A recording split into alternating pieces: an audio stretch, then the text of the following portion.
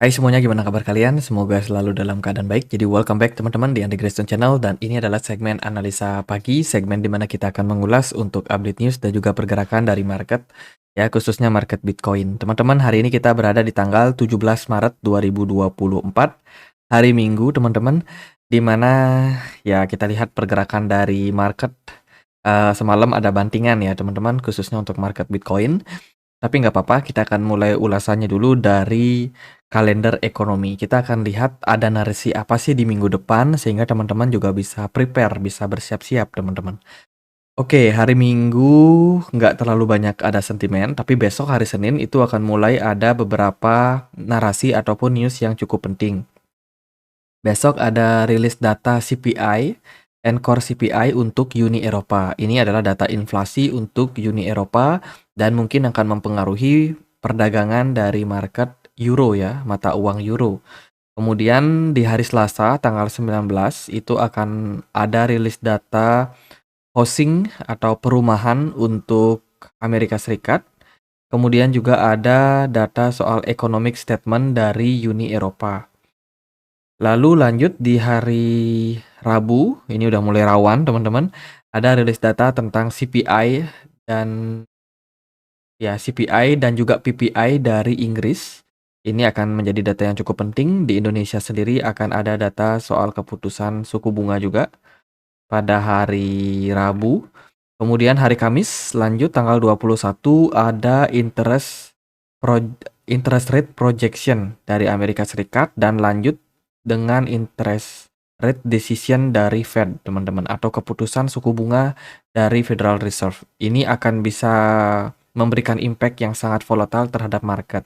Jadi waspada, sudah memasuki hari Rabu sampai hari Kamis dini hari itu akan ada data yang sangat penting. Ya, akan ada FOMC statement juga tentunya, dan kita akan melihat nih kira-kira projection daripada penurunan suku bunga yang sudah dilakukan oleh Fed seperti apa, dan kira-kira keputusan kedepannya juga akan seperti apa, akan disampaikan di hari Kamis dini hari nanti teman-teman. Jadi bakalan sangat penting narasi tersebut. Kemudian lanjut di sore harinya ada data soal manufacturing untuk Amerika Serikat dan juga Inggris. Lalu dilanjutkan juga sama initial jobless claim. Hari Jumat akan ada data soal core retail sales dari Amerika Serikat. Kemudian Jerome Powell juga bakalan speech, teman-teman, pada hari Jumat. Jadi ya ini narasi minggu depan yang bakalan sangat penting, teman-teman. Jadi selalu waspada terhadap pergerakan dari market ya, karena data-data ekonomi ini tentu saja akan mempengaruhi market saham, market kripto, komoditi, dan lain sebagainya. Oke, kita akan mulai pembahasannya sekarang dari beberapa news, teman-teman, dilansir dari Bloomberg Technos. Ya. Ini terkait dengan kondisi dari inflasi Amerika Serikat. Dilihat dari rilis data CPI and PPI yang kemarin itu cukup memberikan tekanan terhadap market, teman-teman. Ternyata data inflasinya yang kita ekspektasikan turun itu stagnan. Bahkan ada beberapa data inflasi yang justru mengalami kenaikan. Ini berarti adalah semakin molornya peluang dari Federal Reserve untuk memangkas suku bunga. Karena again, target mereka yaitu menurunkan suku bunga di 2%. Selama inflasi belum turun sampai 2%, ya jadi nggak akan ada penurunan suku bunga, teman-teman. Jadi ya kalau kita lihat dari data kemarin, memang datanya kurang begitu bagus ya untuk market, teman-teman. Dan tentu saja kita masih dalam jalur yang baik sih sebenarnya dalam hal penurunan inflasi ini, teman-teman. Dan kita masih akan melihat seperti apa rilis data ke depannya.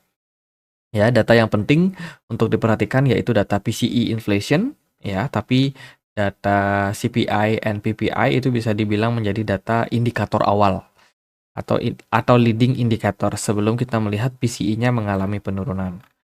Jadi ya kondisi dari market sekarang seperti itu. Kemudian kemarin ada pergerakan Bitcoin ya dari wallet milik El Salvador, dikabarkan baru aja memindahkan aset mereka ke sebuah cold wallet. teman-teman, yang sekarang sudah bisa diakses oleh siapa saja. Artinya orang-orang sudah bisa melihat bagaimana transaksi yang terjadi di, apa namanya, wallet yang dimiliki oleh El Salvador tersebut. Kalau kita perhatikan di sini dia punya sekitar 5.600 Bitcoin ya teman-teman, 5.600 sangat besar teman-teman, dan tentunya ini sudah bisa diakses oleh siapa saja. Jadi kalau kita melihat El Salvador jualan, kita udah bisa melacak teman-teman. Itu upaya yang bagus dari presiden terpilih mereka, Nayib Bukele. Kemudian berita kita lanjut dari beberapa news dari market kripto. Salah satunya dari Aptos dikabarkan baru aja bekerja sama dengan Google Cloud dalam hal boosting Web3 gaming experience. Ini adalah berita yang bagus tentunya ya, karena Aptos sendiri setauku kerjasama dengan banyak perusahaan besar lainnya kayak Amazon Web Service, kemudian juga ada Microsoft, dan sekarang mereka juga dapat experience dari Google Cloud yang tentunya akan ya lebih meningkatkan kembali teman-teman performa yang dimiliki oleh Aptos ini ya teman-teman, terkait dengan gaming. Jadi spesifiknya sekarang mereka lagi developing di bidang video games. Jadi ini berita bagus buat Aptos. Kemudian ini data dari Soso Value. Ya, ini kita bisa melihat nih saat ini apakah terjadi akumulasi yang besar atau tidak dari beberapa hedge fund. Grayscale seperti biasa ya masih dalam tekanan jual ya, sebulan udah dia mengalami tekanan jual. Kemudian inflow masuk datang dari BlackRock dan Fidelity, teman-teman, dengan jumlah yang cukup bersaing, dan menurut saya dua hedge fund ini adalah yang paling aktif dalam hal melakukan akumulasi ya terhadap terhadap ya, ETF Bitcoin, teman-teman. Kemudian berita yang lain datang dari token OKB milik dari OKX, dikabarkan sudah sukses melakukan burning ya sebanyak 30% dari total yang beredar. Jadi ini berita yang cenderung bagus mungkin untuk OKB ya, sehingga diharapkan dengan semakin banyaknya yang di-burn, value-nya semakin mengalami kenaikan. Dan juga ada beberapa rangkuman dari beberapa sentimen teman-teman.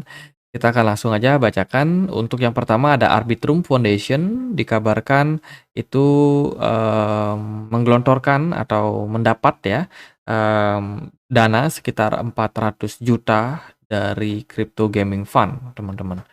Dan ini menurut saya merupakan sebuah investasi yang besar nih, teman-teman. Dan tentunya Arbitrum bisa aja menggunakan dana tersebut untuk melakukan developing dengan baik ya, khususnya di bidang gaming project, teman-teman. Kemudian berita datang juga dari Starknet Foundation, dikabarkan baru aja mengumumkan tentang adanya gaming committee dan juga alokasi sekitar 50 juta STRK token ya. Ini sepertinya juga untuk membangun gaming, teman-teman. Jadi Starknet sendiri itu menggunakan token mereka untuk mungkin meningkatkan yang namanya mereka punya project gaming ya. Oke, itu beritanya. Kemudian datang dari Solana. Solana kemarin rally teman-teman lumayan bagus. Kenaikan masih cukup kuat. Apalagi Solana ini sekarang terkenal menjadi salah satu lahan basah untuk project gaming dan juga meme token, teman-teman. Yang kemarin booming ada token namanya BOME ya. BOME udah mengalami kenaikan sekitar 227%. Bahkan di hari sebelumnya BOME ini sudah naik sekitar 3.000%. Kemarin aku sempat posting dia BOME, nah ini 3.400% di hari sebelumnya. Di saat semua candle merah ya, koin-koin ini merah, BOME naik 3.000.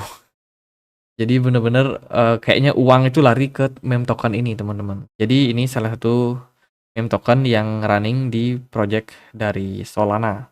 Ya, jadi BOME.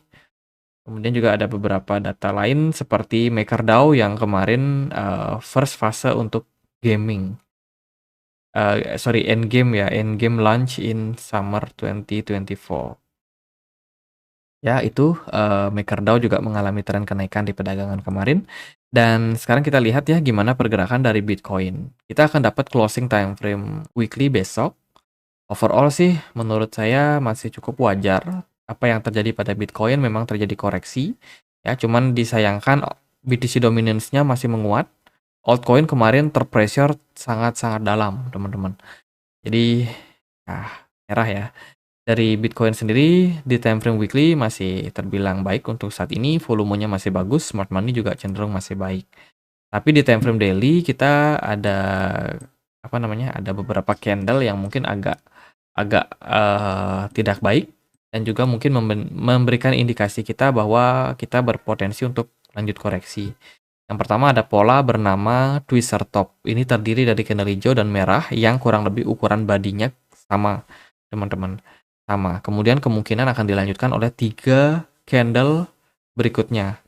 Ya, ada 3 candle merah berikutnya yang kemungkinan kompak dan ini bisa menjadi indikasi awal koreksi akan terjadi pada Bitcoin.